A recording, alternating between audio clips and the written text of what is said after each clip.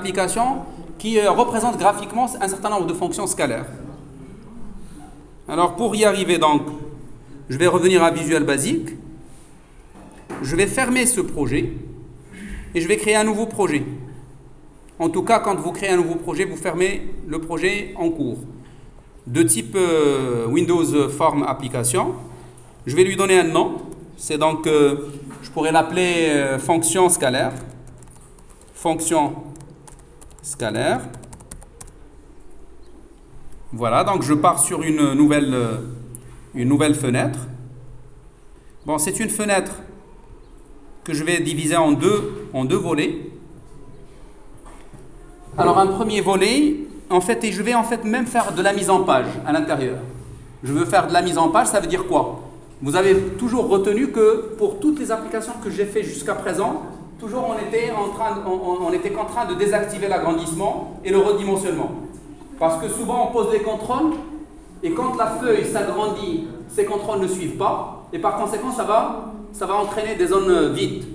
Alors justement pour empêcher cela et pour avoir à chaque fois que la feuille s'agrandit, à chaque fois que les contrôles suivent l'agrandissement dans les mêmes proportions, j'ai besoin donc de faire une mise en page au sein de la feuille. Ah, il répond en retard un petit peu. La mise en page que j'aurai à faire est la suivante. Je vais en fait raisonner un petit peu en disant qu'est-ce que je dois planifier au niveau de ma feuille. En fait, je veux planifier un premier bloc où je mettrai les différentes fonctions que je veux tracer. Je veux les mettre par des cases à cocher parce qu'il se peut que je trace toutes les fonctions au même moment. Il se peut que j'aurai besoin de tracer toutes les fonctions au même moment. Donc je ne ferai pas un seul choix parmi l'ensemble des fonctions. Regardez, on a 4 fonctions. Il se peut que j'aurai besoin de tracer les 4 au même moment. Donc je donne à l'utilisateur la possibilité de sélectionner, de faire une sélection multiple grâce à ces cases à cocher. Je vais mettre ici F1. Je pourrais même mettre sa formule, F2, etc. Et c'est à l'utilisateur de cocher les fonctions qu'il veut représenter graphiquement. Je veux représenter graphiquement, donc forcément j'ai besoin de données de représentation. Donc à savoir la borne A, parce que je veux représenter dans un domaine AB. Et comme vous savez très bien, j'ai besoin donc d'un pas ou bien d'un nombre de points qu'il faut créer au niveau du domaine. Moi je vais mettre le nombre de points. Ce sont les paramètres du tracé. Et tout en bas, je veux bien avoir tout le volet qui reste. Je veux le consacrer au tracé de la fonction. Bon, là, ça va donc montrer la fonction. Alors, et par conséquent, donc, comme vous pouvez bien le constater, je vais faire une première division en 2 zones. Je vais donc vous donner un petit peu la division que je vais faire au niveau de l'espace actif de la feuille. Je vais d'abord diviser en deux parties. Peut-être je vais mettre ici le 1/3 de la hauteur, il a les 2/3. Je vais faire comme ça parce que la zone la plus grande que je veux montrer, c'est le graphique. Donc je vais faire un certain contrôle de planification de la mise en page. Il s'appelle, je pense, un panel layout control, ou panel layout. En tout cas, je vais vous le montrer tout à l'heure. Je vais le faire avec 2 lignes, une seule colonne initialement. Et cette première ligne, je vais la diviser en 1, 2, 3. Je vais la diviser en 2 zones. En 2 zones, parce qu'ici on a 3, ici on a plutôt 4. Donc c'est pas équilibré. Je vais donc la diviser initialement par 2 zones, comme ça. Donc je vais inscrire un autre panneau de mise en forme, lequel je vais le diviser en 2. Cette fois-ci, il est composé d'une seule ligne, mais de 2 colonnes. Alors, à l'intérieur, je ferai ici un autre panneau qui est composé de 2 colonnes et de 3 lignes. Comme ça. Vous savez pourquoi? Parce que dans la première cellule, je mettrai le label, dans l'autre, je mettrai le deuxième label, et ainsi de suite. Et dans la deuxième colonne, je mettrai les zones de texte. Alors ici, par contre, je vais diviser en 4 lignes, mais une seule colonne seulement. Une seule colonne, 4 lignes. Comme ça. Et puis là, il y a un seul élément donc, que je vais poser directement dans cette cellule qui reste en bas. En fait, j'ai miniaturisé un petit peu. Mais si je fais un agrandissement, vous allez comprendre un peu ce que je veux bien faire. Vous voyez, en fait, le domaine que j'ai à exploiter, c'est celui-là. Initialement, je veux le diviser en deux. D'accord? Donc, quand je dis deux lignes, une seule colonne. Là, je mets le graphique. Et là, je mets les deux zones, là où je vais montrer les paramètres du tracé et les fonctions. Mais regardez, en fait, comme on a deux zones qui n'ont pas la même structure, je vais donc diviser cette cellule-là en deux cellules. En deux cellules sur deux colonnes différentes. Une seule ligne, deux colonnes. Alors, ici, comme je dois avoir trois lignes, vous voyez, pour A, B et N, je vais faire alors une cellule qui va diviser la première cellule en deux colonnes et trois lignes. Et là aussi, en fait, là, je vais faire une cellule composée de 4 lignes, parce que j'ai 4 fonctions. Et c'est tout. De cette manière, donc, je vais réussir donc la mise en page. Alors, l'intérêt de cette mise en page, c'est que si jamais je fais un agrandissement, eh ben, tous les contrôles vont suivre. C'est comme si je vais donc faire un certain magnétisme entre chaque bord et le bord qui suit, de telle sorte à ce que si ce bord-là se déplace, l'autre, il va le suivre. Et de ce fait, donc, on aura des proportions qui sont respectées à chaque agrandissement ou bien à chaque réduction. En tout cas, je vous montre réellement en quoi ça va consister. Est-ce que je suis déjà en train d'enregistrer? Je pense, oui. Alors, regardez. Ce que je vais faire, en fait, je vais donc visualiser d'abord cet outil. Là où je vais donc prendre mes contrôles. Je vais aller vers les outils de groupement ou les conteneurs. Parmi les contrôles, il y a ce contrôle-là qui s'appelle Tab Layout Panel. Tab Layout Panel. Ça permet en fait de faire une tabulation ou bien de structurer, de diviser le domaine là où je vais poser mes contrôles, de le diviser sous une forme tabulaire. En tout cas, regardez. Si je prends un premier contrôle et je le dessine, par défaut, il se dessine sous cette forme-là. Par défaut, il se dessine avec deux lignes, deux colonnes. Mais tout de suite, on vous affiche ce menu-là. C'est un menu contextuel qui va vous permettre éventuellement d'ajouter une colonne, d'ajouter une ligne, mais aussi d'éditer pour éventuellement supprimer des lignes ou bien des colonnes. Alors initialement, moi ce que je veux avoir initialement, je veux avoir un contrôle table panel layout qui va diviser en deux lignes seulement et une seule colonne. C'est ce que je vais faire. Donc j'ai besoin de supprimer une colonne. Et pour pouvoir y arriver, je vais donc aller vers Edit, Éditer. Éditer, ça vous donne droit à toutes les manipulations que vous pouvez faire sur le contrôle. Comme je vous ai dit, en fait, j'ai besoin d'une seule colonne, donc je vais supprimer cette dernière colonne. Regardez, en fait, vous allez voir la réaction ou l'effet tout de suite. Je vais mettre Delete. Alors, en mettant OK, je vois, en fait, qu'est-ce que ça va donner. Donc, on a uniquement deux lignes cette fois-ci, une seule colonne.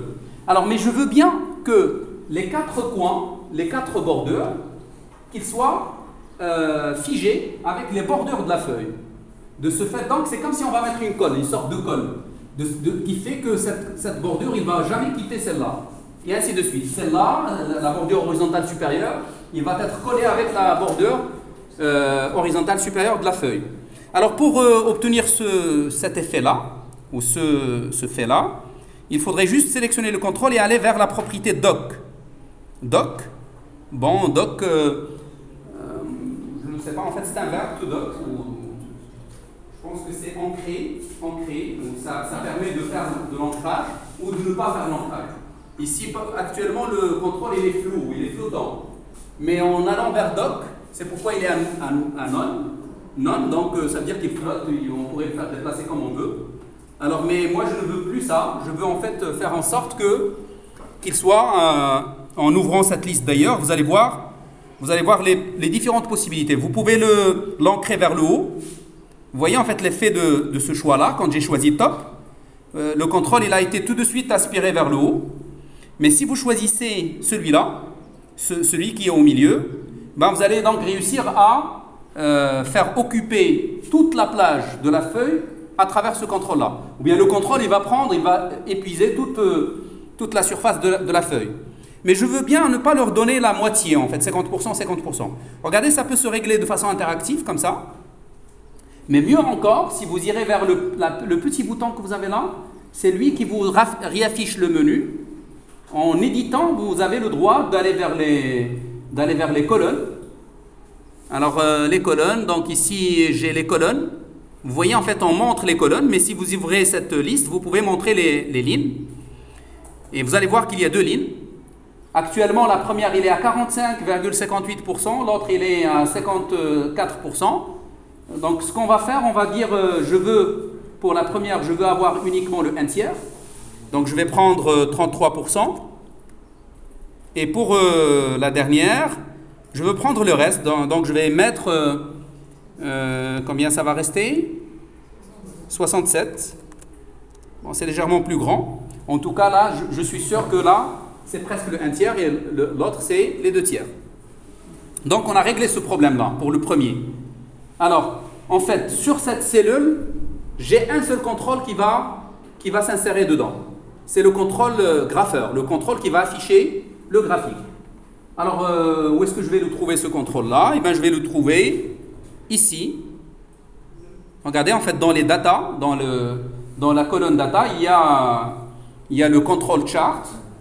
Je vais en fait le dessiner à l'intérieur. Tout contrôle que vous dessinez, il apparaît avec un état flottant, initialement. Vous voyez, il n'épuise pas toute la forme, toute la surface. Mais il est condamné à s'afficher à l'intérieur de la cellule qui le contient. Donc par exemple, si j'irai toujours vers la propriété doc, pour ce contrôle-là, d'ailleurs il me la donne par défaut, il est à none, je vais le mettre à fill, ça veut dire remplissage, et automatiquement vous allez voir que le graphique il va prendre toute l'espace. Alors à l'intérieur maintenant, au niveau de la cellule qui est en haut, qu'est-ce que j'ai besoin de faire? Je ne pourrais placer dans une cellule qu'un seul contrôle. Et moi j'ai tout un ensemble de contrôles à placer. Donc initialement je vais subdiviser en deux. Ça veut dire on a un autre contrôle avec deux colonnes seulement et une seule ligne. Donc je vais insérer dans cette cellule-là un autre contrôle du même type. Table panel layout. Oui? Oui? Allons-y. Je vais aller vers conteneur. J'insère ici un contrôle. Je vais donc aller vers éditer. En fait, je mets remove last row parce que je veux avoir ici une seule ligne, n'est-ce pas? Et deux colonnes. Donc je retire la dernière ligne. Ça marche. Je vais aller tout de suite vers doc. Doc et je mets fill. Alors, et puis je vais régler les proportions. Bon, je pense que cette zone va prendre plus d'espace que l'autre. Sauf que j'ai des formules peut-être qui sont longues à écrire. Donc peut-être que je vais mettre moitié-moitié, donc 50%, 50%. Je pourrais le régler donc à ce niveau-là. En allant vers éditer, en allant vers les colonnes. Bon, ils le sont déjà à 50%, 50%, ça marche. Donc je ne change plus rien. Sauf que là, j'ai besoin de tracer 4 cases à cocher. Donc cette zone, cette deuxième cellule, je la divise en 4 zones, en 4 lignes. Et celle-là en 3 lignes seulement. Je vais commencer par celle-ci. Donc je vais encore aller vers mon control tab layout panel. Je vais donc la dessiner. Je vais ajouter, on a dit combien de colonnes? 2 colonnes. Je vais ajouter plutôt les lignes. Une autre ligne de plus. Je vais aller vers doc pour qu'il puise un peu toute la surface. Et puis je vais régler les proportions. Ici, il faut que ça soit 1 tiers, 1 tiers, 1 tiers.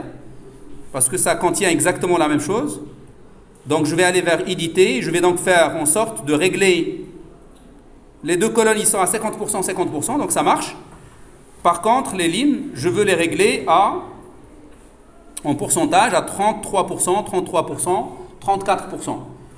Je vais mettre 33% pour le premier, 33% pour le second, et ce qui reste pour l'autre. Donc je mets pourcentage.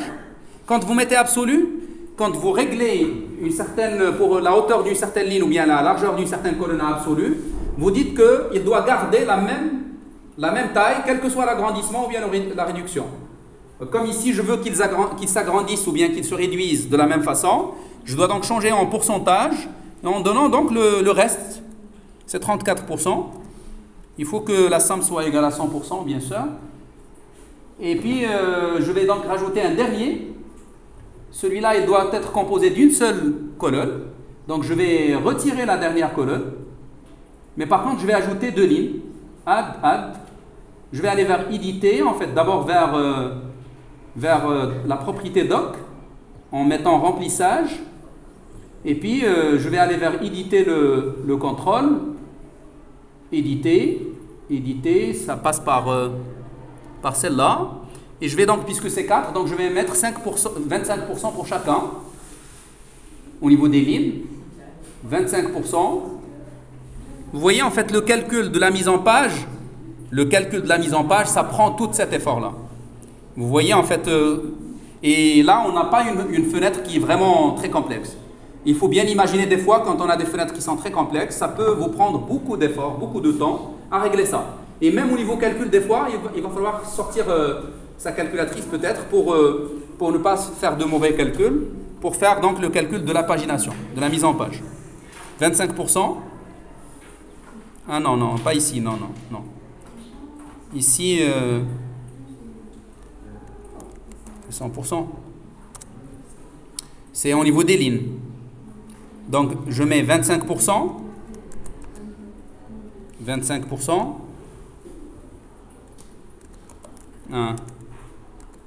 Voilà, pour la première.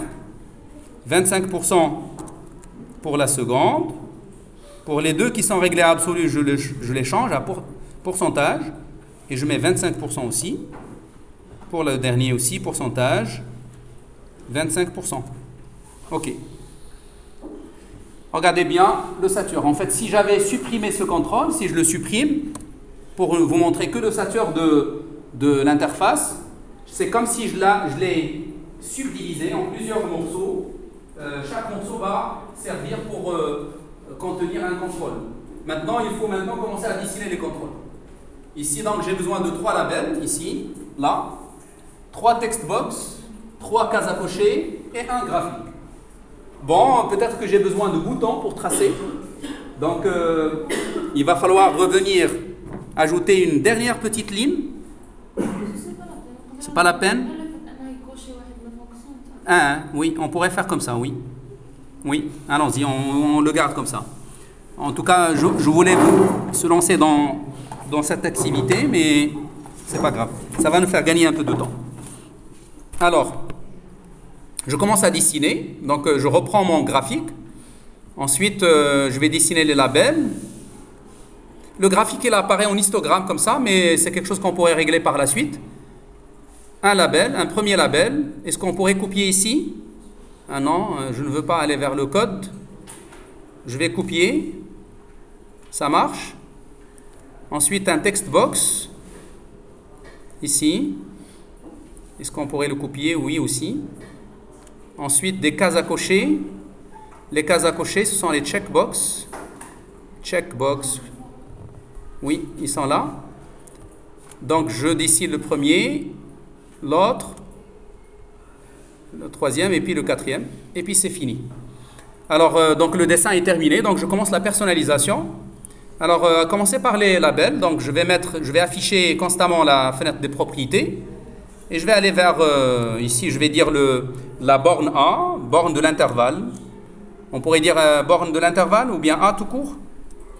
Borne A, c'est mieux comme ça. Ensuite, borne B. La borne B pour le tracé. Ici, le nombre de points. Nombre de points. Et puis, pour les checkbox, je vais mettre donc les fonctions. Je vais mettre f1 de x. Je rappelle même sa formule. Exponentielle, je vais l'écrire comme ça, en notation informatique. Moins x sur 100. Alors, pour l'autre, f2 de x égale moins exponentielle moins x. Je pourrais mettre directement... Ah oui, je pourrais mettre moins f1 de x. Comme ça, on pourrait donc... S'il vous plaît.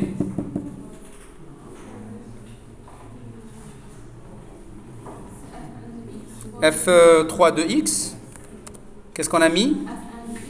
F1 de x multiplié par sinus 3x. Là, multiplié, étoile. En tout cas, ça, ce n'est qu'un message. Ça ne va pas tenir lieu de formule. C'est un message pour l'utilisateur. Oui? Allons-y. Et puis, en fin de compte, F4 de x égale F4 de x égale F3 de x fois cosinus x sur 2. Voilà, donc en fait là j'ai choisi de façon arbitraire mes fonctions.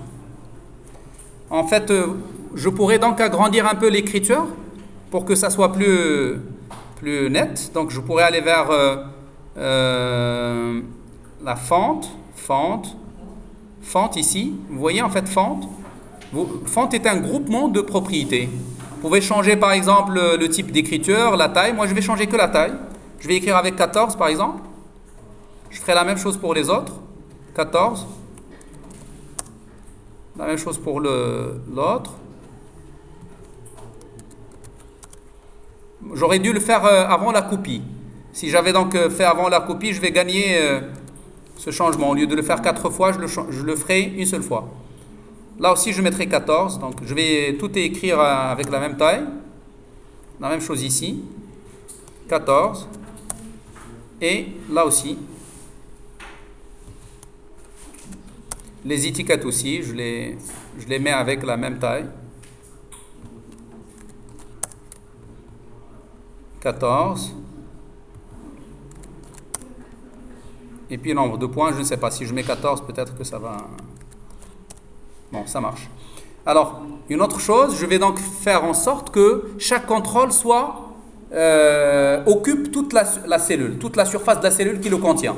Donc, je vais prendre le contrôle et je vais aller toujours vers la propriété doc. Je ne vais pas la laisser à none, je vais mettre fil pour chaque contrôle. La même chose pour l'autre. Je mets donc toujours fil, remplissage. Pas ici, donc c'est dans doc. Bon, pour celui-là aussi. Pour les textbox aussi. Je ne sais pas, est-ce que je pourrais sélectionner tous les contrôles et le faire d'un seul coup? Je pense que oui. Ce qui va donc me permettre d'aller plus vite. Alors pour ces 4-là, je le fais aussi. Et ça marche. Voilà. Alors pour celui-là aussi. Alors vous allez voir une chose.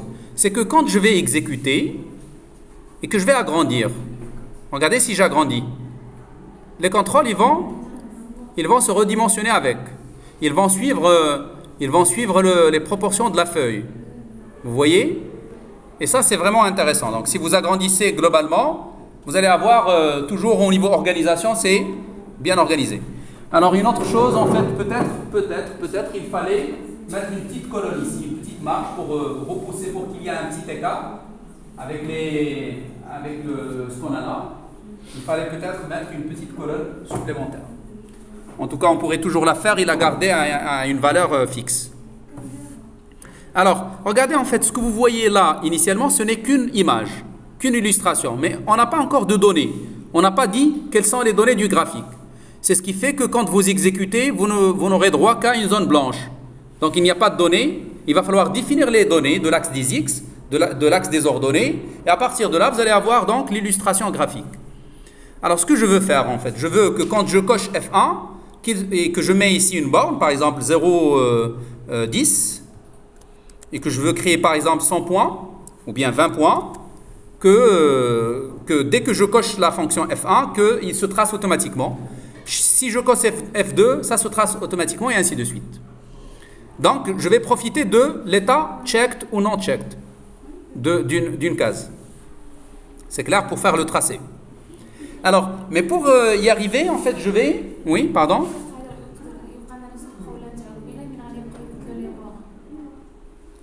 Oui, oui. Exact. Donc, en changeant les bornes, il faut recalculer tout. Il faut recalculer. En tout cas, on pourrait donc faire une fonction de calcul, de tracé, et à chaque fois, on l'appellera quand, au bon moment. Quand on a besoin de retracer, de refaire le tracé, on l'appellera. Alors, avant d'aller faire en fait le travail, je vais en fait profiter pour aussi rafraîchir ma mémoire, parce que moi aussi, j'ai oublié en fait comment est-ce qu'on utilise ce contrôle. Je vais donc essayer de découvrir avec vous quelles sont les différentes propriétés intéressantes qui nous permettent de modifier ce graphique. La première chose par laquelle que je vais chercher, c'est de modifier le style de tracé.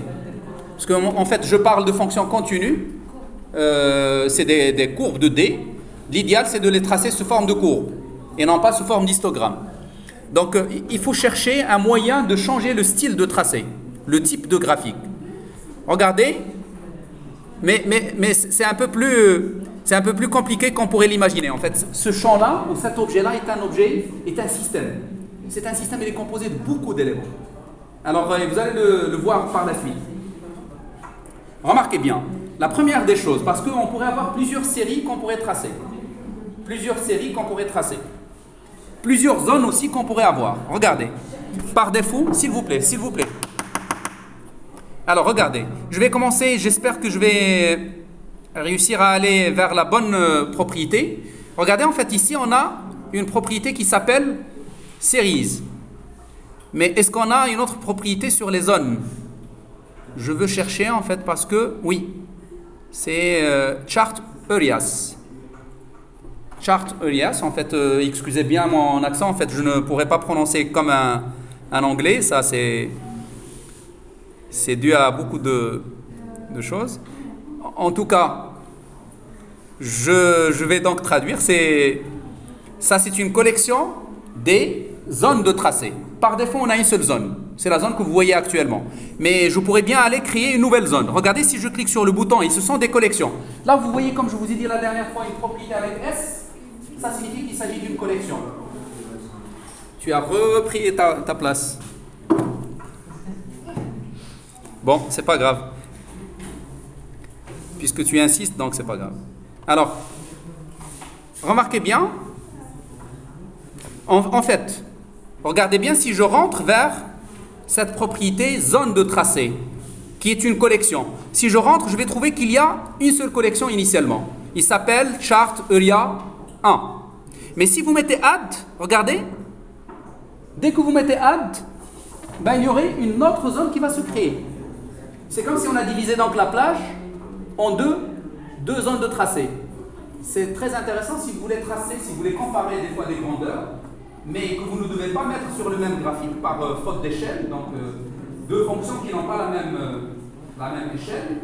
Vous ne pouvez pas la tracer dans le même graphique, mais vous voulez bien tracer l'une au-dessus de l'autre, à deux échelles différentes. Ça serait très intéressant de faire comme ça. Mais vous pouvez créer autant de zones que vous voulez. Par exemple, si vous mettez une troisième zone, regardez, en fait, à chaque fois, donc maintenant, ça prend le 1/3. Il y a bien une zone ici au milieu et bien une zone en bas. Mais qu'est-ce qui fait qu'on a une petite illustration ici, on n'a aucune illustration sur les autres? Parce que chaque fois que j'ai une zone, il va falloir que je crée une série que j'affecte à cette zone. C'est clair? Il va falloir que je crée au moins une série, même s'il est vide, s'il ne contient pas encore de points, ça va donner une première illustration. Donc, retenez bien combien on a de zones de tracé. Actuellement, on a 3 zones. Alors, je vais garder en fait que 2. Donc, je vais retirer la dernière. Je vais mettre OK. Et je vais donc aller vers les différentes séries. C'est dans Series. Regardez, en fait, si je rentre vers cette collection, je vais trouver que je dispose d'une seule série. C'est une série, en fait, qui a été affectée ici, à travers cette propriété de chart area. Là, il n'y a pas le S. C'est comme si on dit dans quelle zone je veux montrer cette série. Il est affecté à la première zone. C'est ce qui fait qu'il y a une illustration ici. Alors, si j'ajoute une autre série, add série, par défaut, il va s'ajouter dans la zone par défaut, dans la première zone. Vous voyez, actuellement, on a 2 séries. Alors, mais je pourrais toujours aller ici et dire que je veux l'affecter à la deuxième zone. Et dans ce cas-là, je montre la deuxième zone. Vous voyez, ça c'est la première chose à connaître. c'est donc de dire combien de zones de graphique vous voulez représenter et combien de séries dans chaque zone. Alors moi, en fait, pour mon exercice, je n'ai besoin que d'une seule zone. C'est clair? Alors, je vais revenir donc, s'il vous plaît. Je vais revenir donc à Chart Areas. Il faut sélectionner le contrôle pour le voir. Chart Areas avec un C. Et je vais retirer la deuxième zone. Je vais fermer. En fait, ah non, j'ai pas changé. Il va falloir donc retirer d'abord et mettre OK. Alors, en réalité, c'est pas la peine que je crée les 4 zones parce que moi, en fait, dans un cas particulier où l'utilisateur coche les 4, j'ai besoin de 4 séries. Mais rien ne me dit initialement combien de séries va choisir l'utilisateur. Donc initialement, je pourrais même retirer la série qu'on a actuellement. Moi, je vais la laisser uniquement pour montrer l'illustration. Mais sinon, même cette série, je dois la créer de façon dynamique. Alors, donc allons vers... donc, c'est pas la peine que je crée les 4 de façon statique. Je vais aller changer le type maintenant. Alors, pour changer le type, c'est à quel niveau que je dois le faire? C'est dans Series. Donc, je vais rentrer forcément dans la collection des séries. C'est tout à fait logique. D'accord? Dans Series. Je rentre, je sélectionne la première série et c'est à ce niveau-là où je vais choisir le type. Là, vous avez Chart Type. Par défaut, c'est colonne, c'est ce qui donne les histogrammes. Mais vous pouvez choisir line, ou bien même mieux encore, spline. Line, ça vous donnerait un tracé de ce genre. Un tracé avec un ensemble d'arêtes. Comme ça. Alors, mais en faisant le spline, quand vous avez par exemple 3 points, on va essayer de trouver l'arc. On va faire ce qu'on appelle un lissage. On va donc calculer un lissage automatiquement. D'accord? Donc l'idéal pour minimiser le nombre de points et avoir un bon résultat, c'est de faire les splines. Les splines, donc ça fait une interpolation entre les points et ça calcule une forme continue qui approche un peu les différents points que nous allons donner. Donc je vais choisir spline. Regardez, en fait, en choisissant spline, voici le résultat. Et vous pouvez déjà savoir combien on a de points. Par défaut, on a, je pense, une dizaine de points qui sont créés par défaut au niveau de la première série. D'ailleurs, il faudrait bien voir où est-ce qu'on pourrait créer les points. Ça va être une série de points. Donc, à quel niveau je pourrais le trouver? C'est dans point avec un S, points. C'est une collection. Donc, si je rentre vers les points de la série 1, bon, en réalité, je vois qu'il n'y a aucun point. C'est la raison d'ailleurs pour laquelle, quand j'exécute, je ne vois rien. Et il serait intéressant de voir comment est-ce qu'on pourrait créer des points ici. En tout cas, il suffit juste de cliquer sur Add. Add. Je viens d'ajouter un objet point, ou un data point. C'est donc un point avec les coordonnées X et Y. Je pourrais donc très bien définir sans X et sans Y. Regardez, si je fouille dans les propriétés du data point, je pourrais trouver donc forcément le X. Alors, où est-ce que je pourrais trouver la valeur? C'est ici, X value, Y value. Par exemple, imaginons, je vais mettre à X égale 0, je mettrai par exemple 10. Et j'ajouterai un autre point. Un deuxième point. Cette fois-ci, je le mets à X égale à 10. Alors là, par exemple, 8. Bon, prenons 10. Et je mettrai ici 0, par exemple. Je laisse 0. OK, voilà ce que ça va donner. Donc, vous voyez, au niveau du point 0, j'ai 10. Au niveau du point 10, j'ai 0. Ça donnerait donc, puisque j'ai que 2 points, ça va donner donc une portion de droite. Mais si je reviens donc à la série et au niveau des points, je rentre dans la collection des points de la série et j'ajoute encore un autre point, s'il vous plaît, qu'est-ce que vous êtes en train de faire? Ah, quand même, ça vous intéresse pas ce qu'on est en train de faire? Hadara, ça contient une partie de votre programme, de votre examen. Alors, je vais mettre par exemple à 5. Je vais mettre par exemple 20. Vous allez déjà constater que le calcul de l'échelle, il se fait automatiquement. Vous voyez en fait tout à l'heure, la valeur maximale c'est 10 au niveau de l'ordonnée. Maintenant, je suis en train de régler un point avec une valeur y qui est à 20. Donc forcément, quand je vais valider, il va recalculer la courbe. Vous allez voir l'effet de lissage. Regardez en fait qu'est-ce qu'il a fait. Donc, bon, sauf que je ne les ai pas mis dans l'ordre. Donc normalement, il va falloir décaler. Si je reviens, donc, ce que vous voyez en fait, le troisième point que j'ai rentré, j'ai reculé au niveau de l'abscisse. Donc lui, il me permet de dessiner carrément une application, pas forcément une fonction. Je pourrais même voir peut-être des spirales, etc. C'est clair? Ça dépend de la loi que vous allez représenter. Alors, si je reviens vers les points de la première série, je vais juste changer l'ordre. Ce point-là, je veux le mettre en deuxième position, au milieu.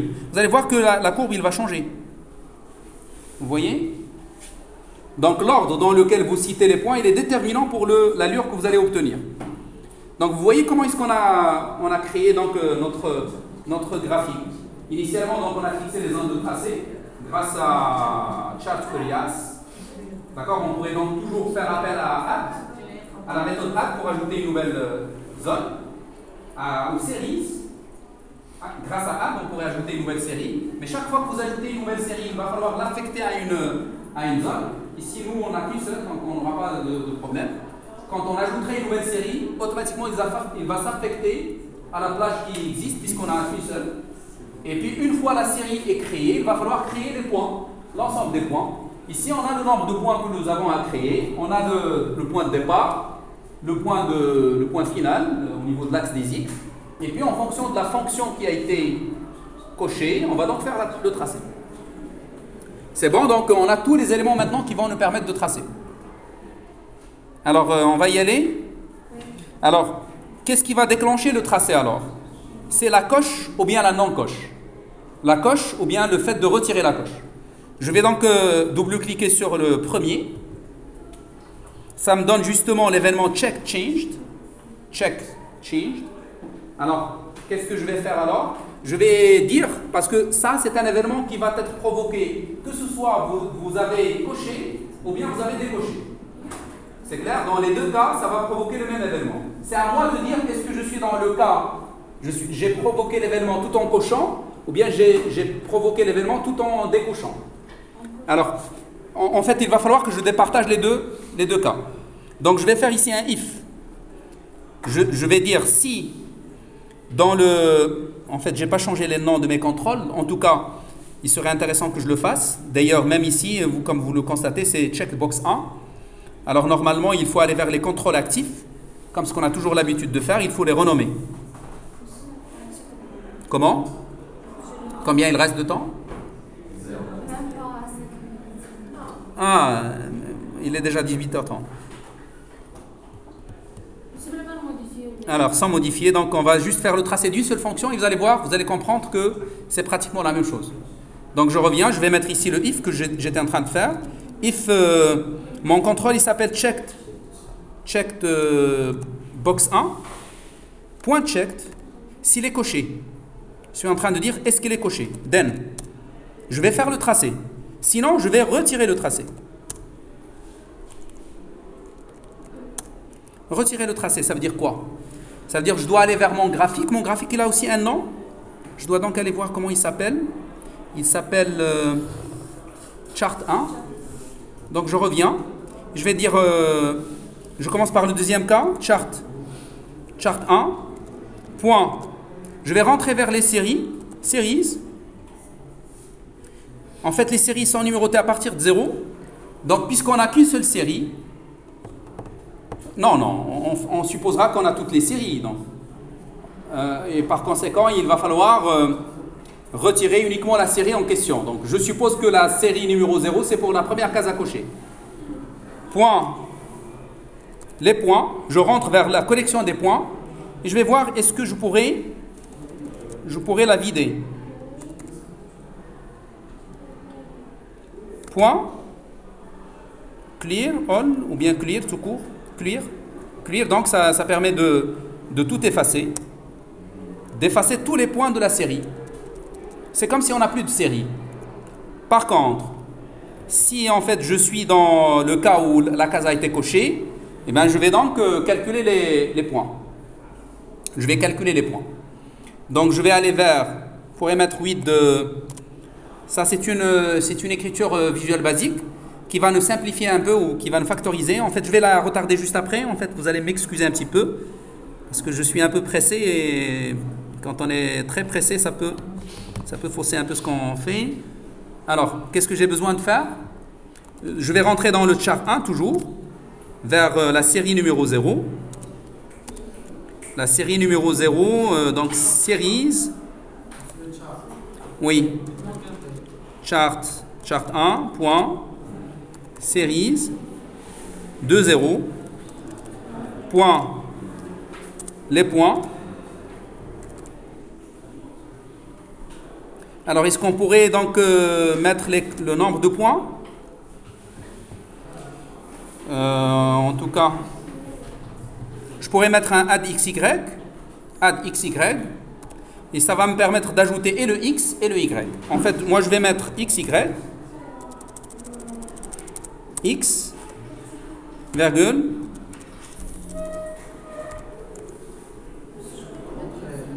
add x, il faut qu'on la déclare. C'est une abscisse c'est un abscisse qu'il faut calculer.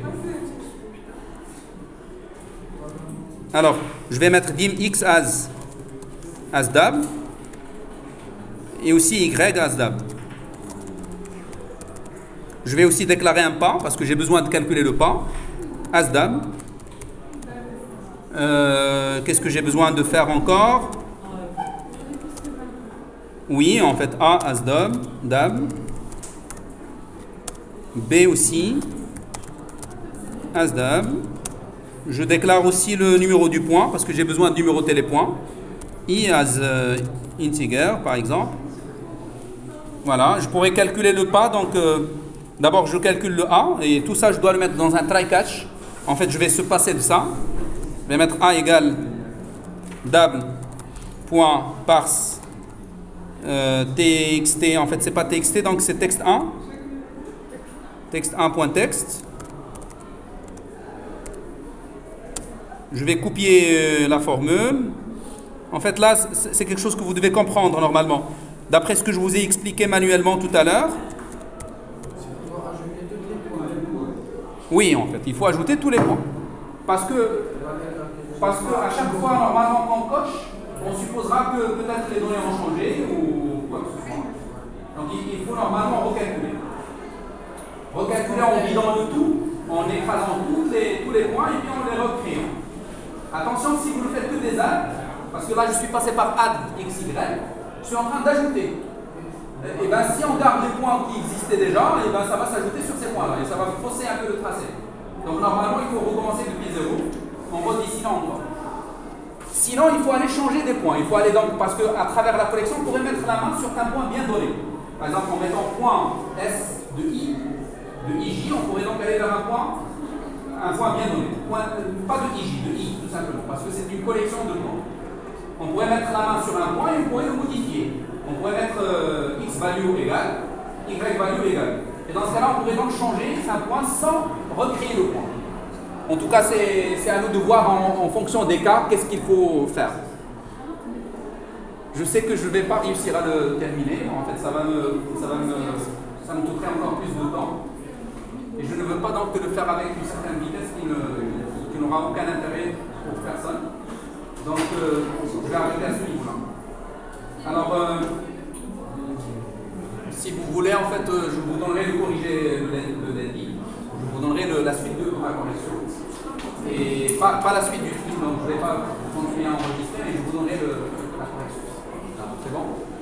Le lundi, donc, on commencerait le deuxième chapitre de C++.